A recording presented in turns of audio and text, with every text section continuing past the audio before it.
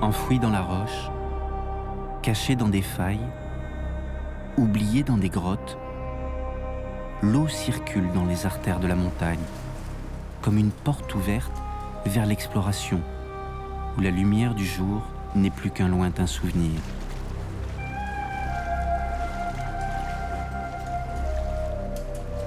Ces rivières s'écoulent bien à l'abri des regards. Il faut déjà les découvrir, puis les explorer. Pour les scientifiques, c'est la connaissance de cet espace, comprendre pourquoi ces réseaux se sont formés, comment l'eau circule à l'intérieur, d'où vient-elle, où va-t-elle. Mais pour explorer les profondeurs de la Terre, ils laissent la place à des aventuriers peu ordinaires, mêlant plongée sous-marine et spéléologie. On les appelle les spéléonautes.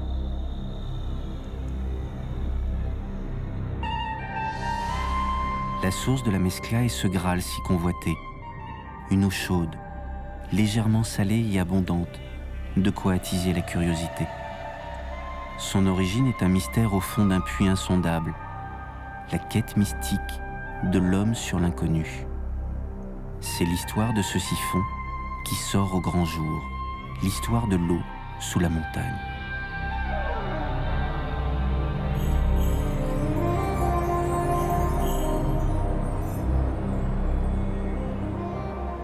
La Mescla s'écoule dans la vallée du Var, non loin de Malaucène. Les mystères qui entourent ce siphon attirent les spéléonautes depuis de nombreuses années. C'est par une petite ouverture à flanc de montagne que plusieurs équipes se sont succédées pour repousser toujours plus loin l'exploration de ce réseau qui comporte 3 siphons immergés. En 2006, Éric Establi, explorateur cannois, aujourd'hui disparu, se retrouve dans le 3e siphon, à plus de 1 km de l'entrée et à 139 mètres sous la surface. Aujourd'hui, une autre équipe, composée de Frédéric Swierczynski et de Didier Cartiano, s'engage à nouveau dans la Mescla pour tenter d'apporter de nouvelles informations sur l'origine de l'eau et percer un peu plus le mystère de ce siphon. Un des sites primordiaux de la spéléo historiquement, c'est la zone de la Mescla, comme les Ports-Miou à Marseille. C'est un endroit qui est mystique puisque tous les grands plongeurs spéléo de ces 50 dernières années se sont adonnés à la Mescla. J'ai commencé à plonger essentiellement par curiosité. Je ne connaissais pas du tout ce type de siphon avec ces configurations-là. Au fur et à mesure de la découverte, on a envie de rencontrer le fond, la zone qui n'a jamais été faite. Donc on a envie de pousser, faire de la première. Donc si c'est du multisiphon, c'est faire un siphon supplémentaire. Si c'est aller plus profond, c'est continuer, plonger plus profond. Pour aller plus loin et plus profond dans cette quête, les plongeurs utilisent des équipements à la pointe de la technologie. Le recycleur va leur permettre d'économiser du gaz et de respirer des mélanges que l'on nomme trimix, à base d'hélium. Une préparation minutieuse qui va les emmener bien au-delà du dernier terminus. Une aubaine pour les scientifiques qui vont profiter de prélèvements d'eau et de température dans des zones inexplorées. Les seringues, tu feras dans la zone. Et c'est avec plus de 100 kilos d'équipement sur le dos que les 2 aventuriers partent vers l'inconnu, remonter un peu plus l'histoire de la Mescla. C'est un endroit magnifique. C'est juste un endroit magnifique. C'est chargé d'histoire, c'est mes débuts en plongée spéléo. Et au tout début, je ne voyais rien, je n'avais pas d'éclairage. Et au fur et à mesure des années, l'éclairage évolue et t'as envie d'aller plus loin.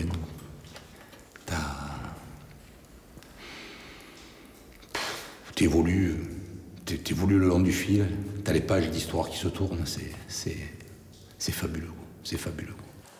Déjà, il y a des copains, Tchétché, c'est Ségolo, c'est un ami pour qui je portais les bouteilles à l'époque. Le Guen, bien sûr, les scaphandriers du désert, bien sûr, c'est un mec qui nous a fait rêver, quoi. C'est un grand monsieur de la plongée.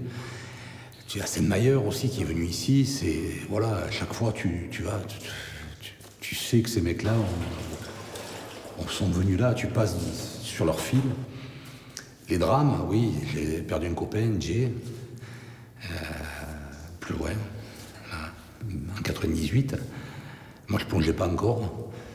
Bon, ça fait partie de l'histoire, ça fait partie du jeu, ça fait partie du jeu. Et on profite de l'expérience de ces gars-là pour aller de plus loin, quoi. Plus loin. C'est pas une punition d'aller là-bas, quoi. C'est pas une punition. Tu démarres du SE, t'as ce petit rétrécissement où là, tu découvres ces stalagmites qui sont extraordinaires, qui sont la zone du palier des plongées profondes. Tu descends jusqu'à moins 23, où tu as une espèce de gros goulet qui est magnifique, avec ses gros galets, et tu remontes dans une faille jusqu'à moins 7, où tu as des gros rognons de chaille avec des dépôts de glaise dessus qui sont superbes.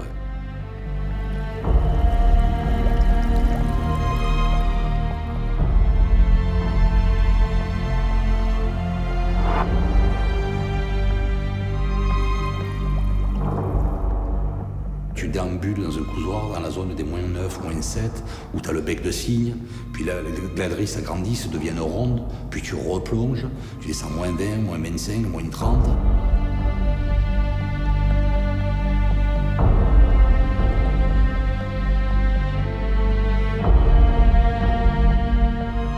Tu vois, il n'y a pas de compétition, aller à la profondeur ou comme ça. C'est déambuler dans la beauté du siphon, quoi. Voilà, c'est pas plus, quoi. C'est pas plus. C'est juste se faire plaisir.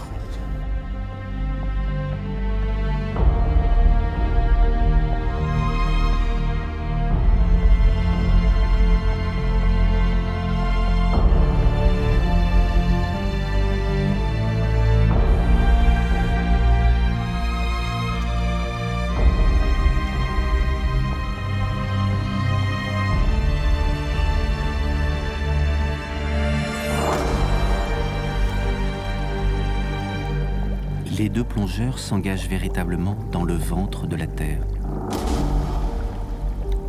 C'est cette partie profonde, mystérieuse, inaccessible qui commence à intéresser Philippe Audrat. C'est un hydrogéologue, spécialiste des milieux souterrains, qui attend avec impatience d'en apprendre un peu plus sur la Mescla. Il s'aventure dans ce dédale de calcaire creusé par l'eau, aux strates inclinées, annonciatrices de très grande profondeur pour le siphon. Clairement, nous, on profite des explorations qui sont réalisées actuellement pour pouvoir justement aller au-delà de ce qui est possible. C'est-à-dire que, n'étant pas plongeur, c'est là justement que les plongeurs peuvent intervenir.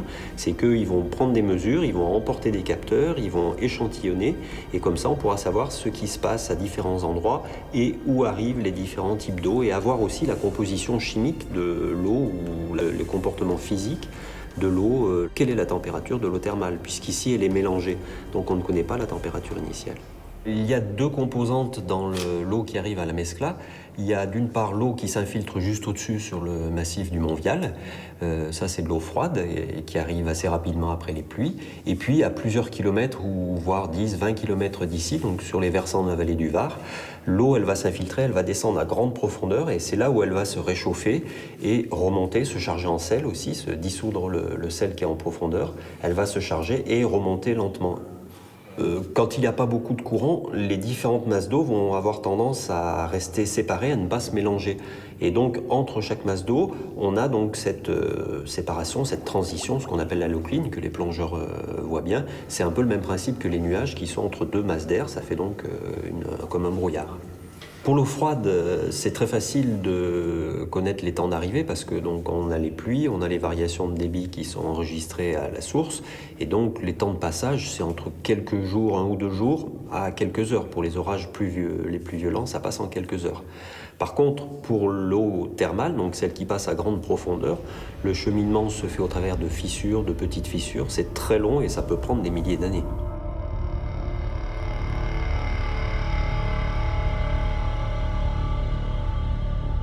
La grotte de l'eau chaude.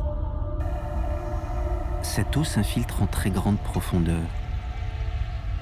Au contact de la croûte terrestre, elle se réchauffe, puis remonte jusqu'à la surface. L'eau de la Mescla peut mettre plusieurs milliers d'années à arriver jusqu'au grand puits.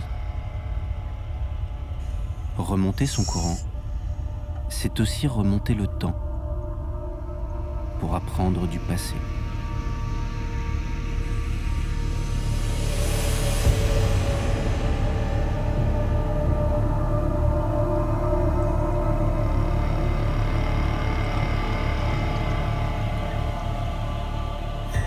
Tu arrives en haut du grand puits, et puis là ça dégringole dans cette espèce de puits en colimaçon. Là. Bon, à l'époque, à l'air, on pensait qu'il était vertical, et là, l'hélium, tu t'aperçois qu'il tourne dans tous les sens. Une galerie parfaitement circulaire, taillée par la force de l'eau. C'est la zone profonde du second siphon, le S2. 68 mètres sous la surface et déjà 400 mètres de progression pour les deux plongeurs. C'était la partie délicate à aborder à l'époque des pionniers de l'exploration souterraine. Et paf, tu remontes comme un fou sur moins 37, dans un gros couloir, c'est un gros tube, ça devient immense. Et tu remontes sur le S3 bis, où tu vois la corde qui monte dans le S3 bis. Là, tu découvres des volumes qui sont gigantesques.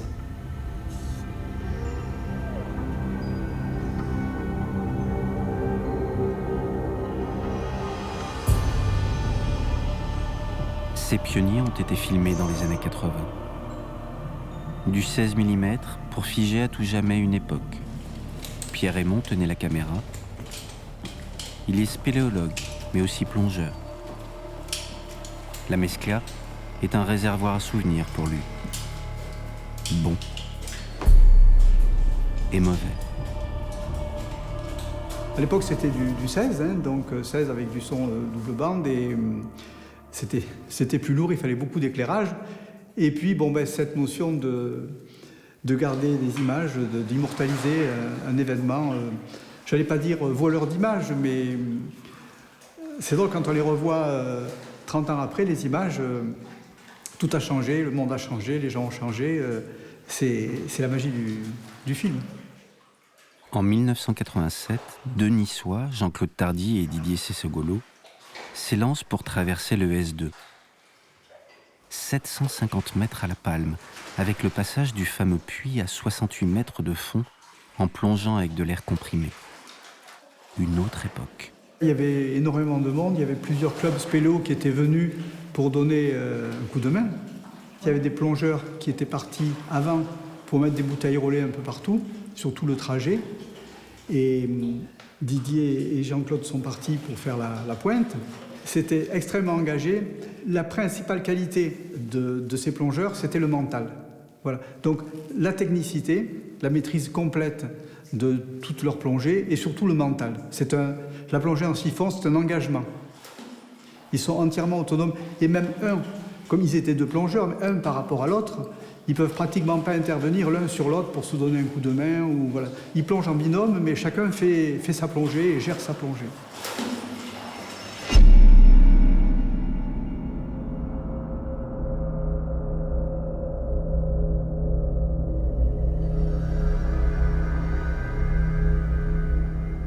Le laminoir, une mâchoire étroite à 550 mètres de l'entrée. Le plafond semble s'affaisser comme pour protéger un éventuel passage vers les origines de la Mescla. C'est dans cette zone, profonde, lointaine, que de nombreux drames se sont initiés sournoisement. Plus le temps passe, plus le danger est présent à cette profondeur. Avec de l'air comprimé, les pionniers respiraient des gaz qui devenaient toxiques pour le système nerveux. Les problèmes liés à la fameuse narcose devenaient de plus en plus sérieux. Parfois, la machine s'enraye et l'incident bénin devient tragique. Les spéléonautes ont tous perdu des amis dans cette zone. Didier Cessegolo l'a vécu en 1986, au retour d'une plongée. Son binôme, André Ross, ne reverra jamais la lumière du jour. Là, c'était la plongée de survie. Donc, à un moment donné, on savait que la vie, elle tenait à très peu, on avait très peu d'air. Normalement, logiquement, il nous restait plus de la moitié pour retour, donc normalement, tout devait bien se passer. Et moi, je sais qu'à partir du laminoir à la sortie, Je me souviens de prendre ma bouteille de relais, et là, entre le point bas à moins 68, remonter à 38, descendre à moins 60, là, je me souviens absolument de rien. Puis je vois André qui arrive devant moi, il me fait signe, j'ai plus d'air, j'étais complètement bourré, j'ai pas compris ce qui se passait. Et le temps que je réagisse, lui, il est parti. Je pense qu'il était beaucoup plus clair que moi. Et moi, j'ai changé ma bouteille, puis j'ai continué à plonger. Puis quand je suis sorti, arrivé à moins 30, j'ai vu qu'il était en épilepsie, qu'il venait juste de se noyer. Hein. Donc là, c'est des images qui restent gravées. Hein. Bon, en plus, j'étais dans un état second. Voilà, on a du mal à réaliser parce que j'avais pas tous mes esprits. Hein. Donc ça, c'est vraiment des moments qui ont été très durs à supporter. Hein. Les organisateurs du Spéléo Secours avaient choisi de préférence des plongeurs qui ne connaissaient pas André pour éviter d'avoir à subir un choc émotionnel en allant le chercher au fond du siphon. Et donc, bien que ne le connaissant pas, ça m'a beaucoup marqué. Je me souviens encore, j'ai encore sous les yeux ces images de ce corps inerte, tout raide, qu'on a été chercher très très loin là-bas au fond et qu'on a ramené en se disant que ça aurait très bien pu être moi à sa place. Voilà. Le problème, c'est que je voulais continuer à plonger. Et donc pour moi, c'était vraiment un gros échec, la Mescla. Et pour effacer cet échec, il fallait que au moins pour satisfaire ce que voulait faire André, pour moi, c'était replonger le S2 et plonger le S3. Pour moi, ça permettait d'effacer un peu tout ce qui se passait pour éviter de vivre avec. Didier Cessigolo est revenu plonger à la Mescla en 1987. La pensée d'André Ross l'a accompagné dans sa découverte du mystérieux troisième siphon. La Mescla, c'est une espèce de sirène pour les plongeurs. C'est une sirène obscure, sombre, mais douce et tiède à la fois. Et c'est une espèce de magie qui envoûte les plongeurs spéléo. Et à la suite de ces drames, l'ambiance n'était plus du tout la même. Il y a un malaise qui a été persistant pendant longtemps. Alors là, ça fait quelques années que je n'étais pas revenu ici. Depuis la dernière fois où j'avais vraiment ressenti ce malaise et ce rejet très violent de mon être dans cette grotte. Et là, aujourd'hui, justement, en rentrant, c'est drôle parce que déjà, tout à l'heure, quand on était au siphon, il y a plein de choses qui me sont revenues en mémoire. Et là, ici, maintenant, c'est pareil. Il y a tous les bons souvenirs qui reviennent. Et je pense que ce malaise a disparu. Tout s'est aplani depuis les années où je ne suis pas revenu. Le laminoir est passé. Fred et Didier continuent leur exploration. Ils suivent le fil d'Ariane qui va les emmener vers la sortie du S2 et le Graal, le fameux troisième siphon. Ce fil leur fait remonter le temps. Hassenmayer, Cessigolo, Tardy, Le Guen. Ils l'ont déroulé il y a plus de 30 ans. Remonter le temps, une notion difficile sous l'eau. Le temps est l'ennemi du plongeur. Peu de spéléonautes sont arrivés dans cette zone. Ils ressemblent plus à des astronautes, s'apprêtant à marcher sur la Lune. Dans cette nuit éternelle, sans étoiles, ils ne sont qu'une dizaine à avoir posé le pied devant le dernier siphon. Francis Le Guen a suivi les traces de Didier Cessigolo. Mais dans la plénitude du silence, l'euphorie solitaire s'amuse parfois avec l'esprit. Alors certains parlent de l'âme de la Mescla, moi j'irai pas jusque-là, mais c'est vrai que oui, cette dame m'a dit à l'oreille lors de ma première tentative en 87, fais demi-tour, c'est trop fort pour toi. J'ai entendu clairement ça. Je n'y crois pas moi-même, mais c'est vrai que j'avais besoin de ça pour me dire, ok, tu as fait la mission, tu es devant ce puits et cette cascade qui te tombe sur la tête, tu sais qu'il y a quelque chose au-delà, mais ça ne sera pas pour aujourd'hui. Et donc j'ai repris tout mon matériel et je suis rentré. L'enjeu, il était simple, la Mescla, c'était quand même quelque chose de difficile pour l'époque. Hein. C'était une succession de siphons, il y avait des profils fantasques qui remontent, qui descendent. Ça, pour les plongeurs, c'est terrible, et en tout cas, à cette époque-là, c'était quelque chose d'assez rare. Et il y avait cette émulation entre diverses équipes. Bon, les Niçois avaient commencé à découvrir ce siphon numéro 3. Je pensais que c'était tout à fait dans mes capacités. L'ambiance en première, c'est très particulier. On est effectivement le premier homme à éclairer un paysage qui est là depuis la création de la grotte. Il y a donc un petit côté mystique là d'inventer la grotte au fur et à mesure qu'on avance. Donc c'est toute une éducation du corps, de l'esprit pour savoir jusqu'où on peut aller trop loin en fait. Et je me souviens quand j'étais dans cette galerie en première, je l'ai appelée le Sahara liquide parce qu'elle est couverte, elle est nappée d'argile extrêmement fine, extrêmement pulvérulente, ce qui veut dire danger. Pour les plongeurs spéléo, c'est-à-dire dès qu'on touche le sol, on a des volutes qui se soulèvent et qui annulent complètement la visibilité. Et j'ai eu cette belle surprise vous savez que la Mescla, l'eau est chaude, et c'était un mystère, et j'ai eu le plaisir dans cette partie du siphon 3 de voir arriver en fait 2 arrivées d'eau très très chaude, bouillante même. Et j'ai vraiment vu au cœur de la Terre un mélange d'eau entre de l'eau thermale et de l'eau karstique, de l'eau qui vient des percolations dans le calcaire. Donc c'était une espèce de mystère résolu, et ça m'a fait chaud au cœur avant d'avancer un petit peu plus loin. Et puis là, j'ai vu comme une ville fantôme, c'est-à-dire des roches noires, et avec mes éclairages, ça faisait des ombres portées, je survolais tout ça, ce village englouti, c'était merveilleux. Et là, ce qui devait arriver arriva, j'ai vu l'entrée d'un puits gigantesque, et j'ai dit, bon, bah ça y est, on est parti, j'ai regardé la profondeur, j'ai commencé à dérouler, j'étais à 74 mètres quand je me suis arrêté. J'ai accroché le fil au dernier endroit où c'était possible. Et là, je suis parti, une fois n'est pas coutume, dans le bleu, jusqu'à 80 mètres de profondeur. Et je suis remonté comme un ballon jusqu'à mon fil. Mescla, j'ai toujours pensé que c'était synonyme de très grande profondeur. Je ne veux pas faire de pronostic, mais ça dépasse très largement 200 mètres de profondeur. On le sentait. Mais à cette époque-là, c'était aussi une calamité, parce qu'on cherchait tous à afficher son nom sur un record. On cherchait voilà, il y avait tout cet aspect un petit peu égotique qui est attaché à la plongée spéléo.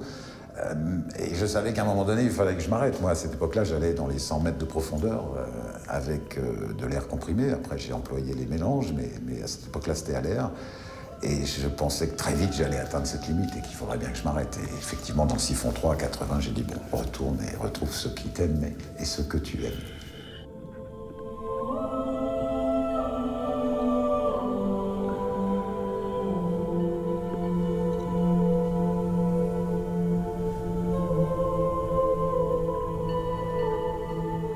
Fred a retrouvé le dévidoir d'Éric Establi.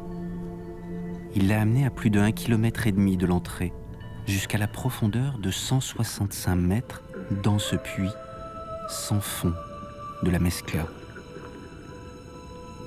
Une impression de marcher sur la Lune, d'explorer un royaume englouti, protégé par des remparts infranchissables, si loin de la lumière du jour.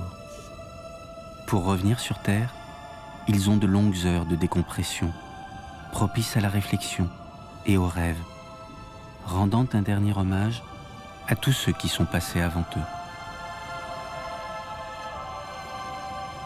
Le retour dans le présent demande beaucoup de temps. 6 heures sous l'eau, c'est le prix à payer pour ce voyage temporel.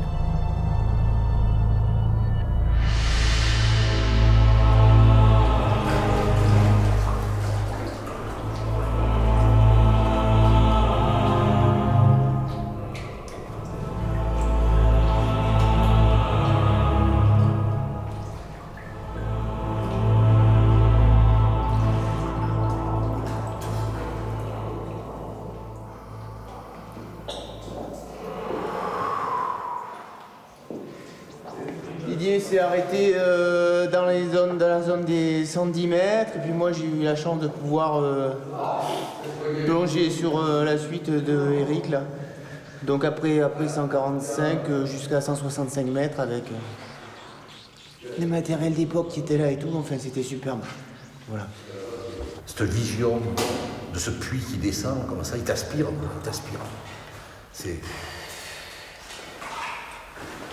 Et quand tu remontes, tu redécouvres les volumes dans l'autre sens, c'est d'une féerie, c'est d'une beauté. Il n'y a pas de mots, quoi. Il n'y a pas de mots. Tu reviens d'un voyage, c'est un voyage, voilà, c'est vraiment un voyage.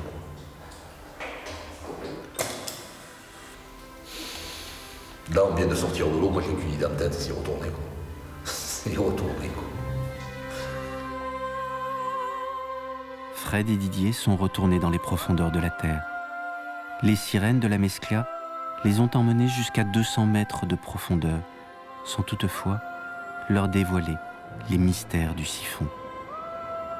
Le ventre de la terre garde bien ses secrets dans son écrin de calcaire.